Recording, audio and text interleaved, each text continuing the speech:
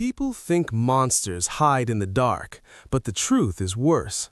The real ones live in plain sight, smile at you, shake your hand, and help you carry groceries. This story is about a man everyone trusted, a man the police thanked, the neighbors praised, and the media called a hero. Until one tiny mistake revealed a truth so horrifying it changed how an entire city locks its doors to this day. He was the kind of guy you never notice, which is exactly why nobody noticed when people around him started disappearing. At first, it was a coworker who stopped showing up, then a neighbor who moved away suddenly, then a woman who just vanished. No goodbye, no luggage, no trail. And every single time there was a reasonable explanation. People quit, people leave, people start new lives. The world keeps spinning.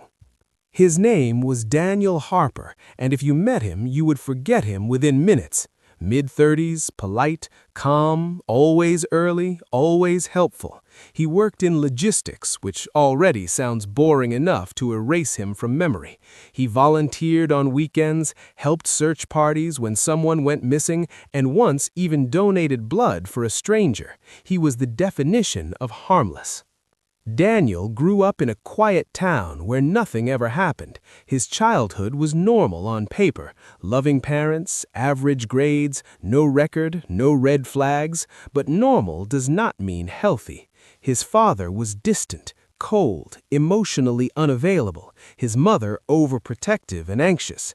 Daniel learned early that attention only came when you were useful, when you fixed things, when you solved problems, when you made yourself invisible and helpful at the same time. As an adult, he mastered that skill. He blended in perfectly, and that was not an accident. It was practice.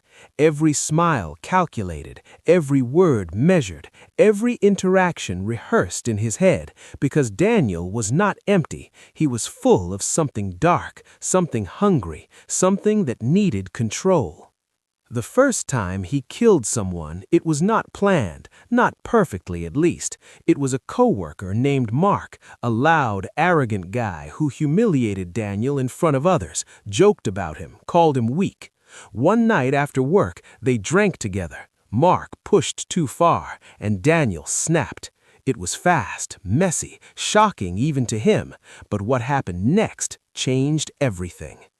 Instead of panic, Daniel felt calm. Instead of guilt, he felt relief. The noise in his head stopped for the first time in his life.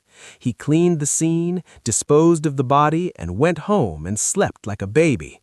And when he woke up, the world had not ended. No sirens, no police, no punishment, just silence. That silence taught him something terrifying. He could do it again. But Daniel was not reckless. He learned, he studied, crime documentaries, police interviews, interrogation tactics. He understood one thing clearly. Violence gets you caught. Patterns get you caught. Emotions get you caught. So he removed all three. He never rushed, he never chose randomly, and he never acted angry again. His victims were people on the edge of society, people who would not be missed quickly, people whose absence could be explained away. A drifter, a sex worker, an addict, someone without close family.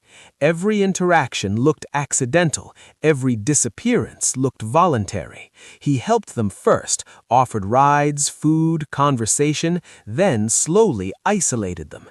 And the most chilling part was this. Daniel kept trophies, but not physical ones. He collected memories. He revisited the locations in his mind, replayed conversations, replayed the moment of control, the moment someone realized too late that they trusted the wrong person. Years passed, and the city felt uneasy without knowing why. Missing persons reports increased, but nothing connected. No shared location, no shared background, no shared method. The police suspected trafficking gangs, runaways, even clerical errors. Daniel watched the news calmly, nodding along sometimes, even correcting details in his head. He even attended community meetings about safety, spoke softly, suggested better lighting, more patrols, more awareness. He became a familiar face, a reassuring presence, the kind of man you would trust to watch your house while you were away. Then came the mistake.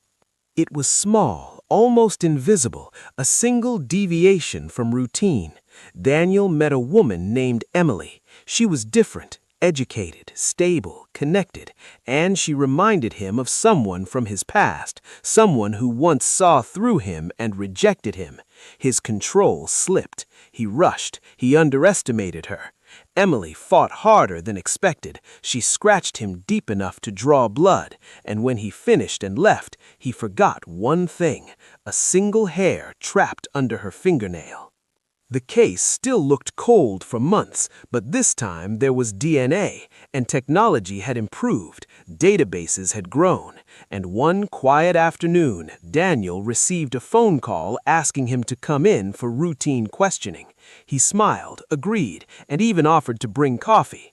In the interrogation room, he stayed calm, cooperative, helpful, but detectives noticed something strange. He answered before questions finished. He corrected timelines. He filled silence too smoothly, like a man performing a role he had practiced too many times.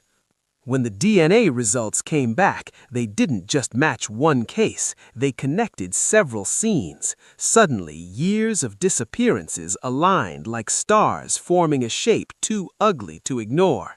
The arrest shocked everyone: the helpful volunteer, the quiet neighbor, the man who searched for missing people was the reason they were never found. During the trial, Daniel showed no emotion, no tears, no anger, just a mild curiosity, as if watching someone else's story unfold. Psychologists testified that he didn't kill out of rage or pleasure, but out of control. He wanted to feel significant, powerful, real in a world where he always felt invisible. When asked why he helped search for victims, he said something that still chills investigators today. He said it helped him remember them. Daniel was sentenced to life without parole, and the city changed. Streetlights increased, doors locked earlier, neighbors stopped trusting smiles quite so easily. Because the truth is, monsters don't look like monsters. They look like people you pass every day, people who hold doors open, people who offer help, people who disappear into the background until it's too late. And somewhere, right now, someone is trusting the wrong person without even realizing it.